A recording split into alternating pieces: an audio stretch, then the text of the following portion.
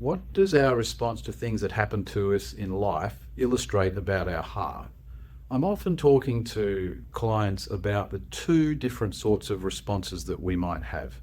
One is the response of the flesh, which is bitterness and resentment and hatred and revenge, depression and distress.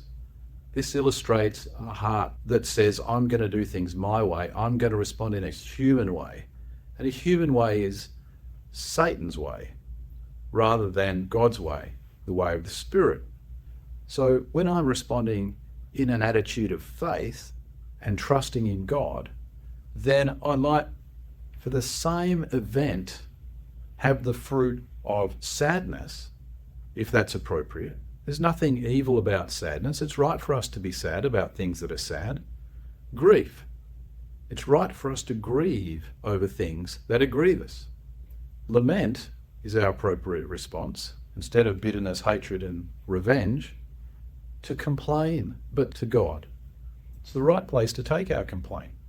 And wisdom also is a fruit when we do things God's way. We learn from the things that have potentially distressed us or the suffering that we've experienced.